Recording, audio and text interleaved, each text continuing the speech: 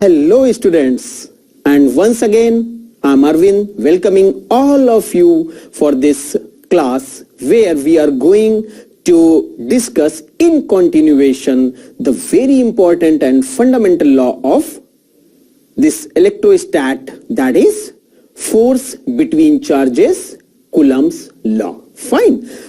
If you try to recall in previous class, we started what exactly the Coulomb's law is, and also I explained you the proper format and formula of this Coulomb's law.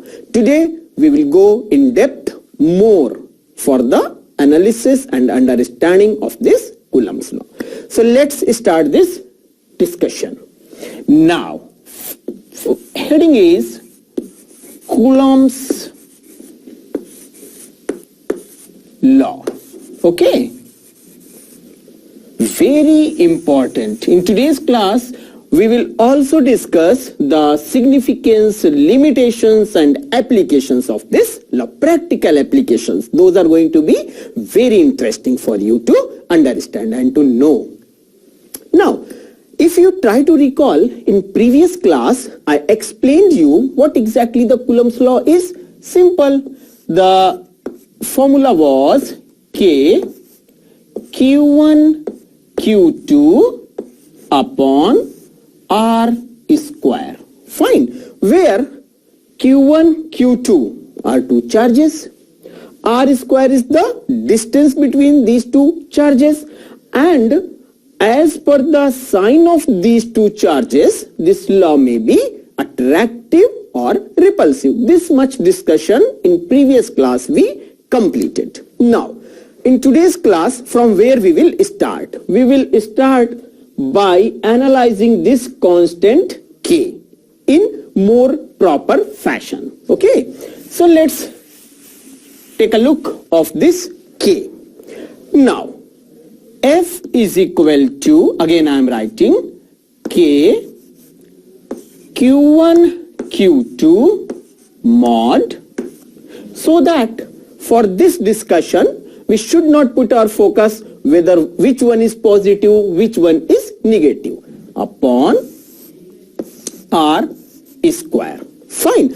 Now, if you try to understand what exactly the meaning of Q, this K, then the K is proportionality constant. Basically, the great scientist Coulomb predicted, explained, analyzed this law on the basis of various experimental facts. Fine. So this K is simply known as proportionality constant. Now, the value of K that I also explained you was 9 into 10 to the power 9 units. Units means the unit of F, that is Newton, meter square and Coulomb square. Now, it is not so simple. Fine. Reason being, if between these two charges Q1 and Q2, if there is no medium, it's space, it's vacuum, then this K is represented as 1 upon 4 pi epsilon naught, where epsilon naught is permittivity of free space. Again, I am repeating word permittivity, that I also explained you in that particular class. Now, the value of K depends upon nature of medium between these two charges. If rather than free space or vacuum, these two charges are placed in such a way that between these two charges the medium is dielectric. Okay, if the medium between these two charges is dielectric. Dielectric means up to some extent, in simple terms you can say insulator. Fine. Now, when we come in the chapter of capacitors, then in depth we will discuss what is dielectric. But right now, just to give you a simple understanding of dielectric, dielectric materials in general, students, are defined as insulators or non-conducting. Fine. For example, air. is dielectric or good insulator.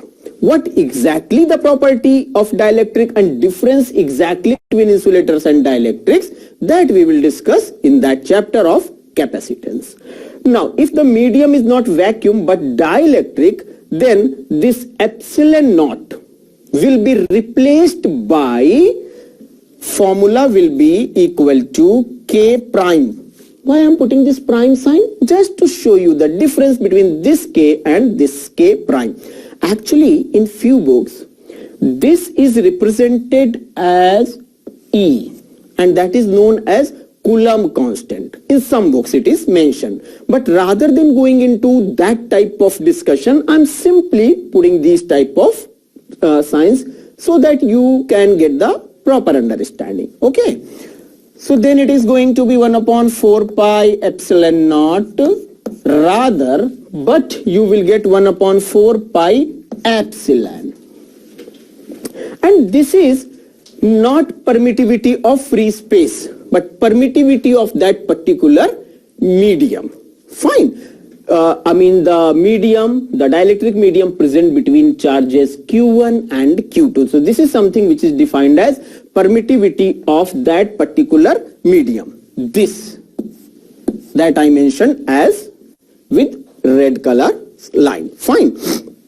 Now, obviously, we have to find out the dimensional formula of this or this.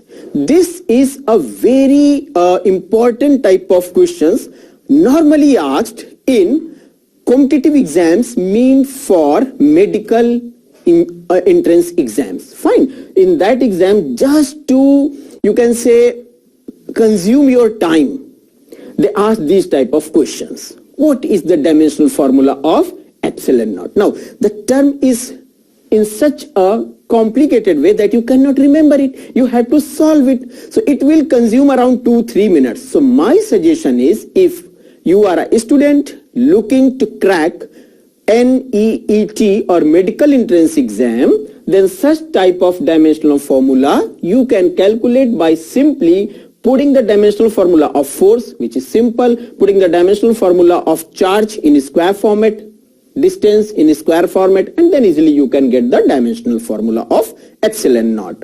And this 4 pi is a constant. Again, I am emphasizing on this fact. Please, these type of questions are very important from two aspects. One is your marks, simple question, so they will give you 4 marks. Fine. And if you are unable to solve them in proper time, they will consume your good amount of time. So be careful these type of things. Fine. Now, basically, this Coulomb's law is nothing but a quantitative law. It is nothing but a quantitative law. Okay?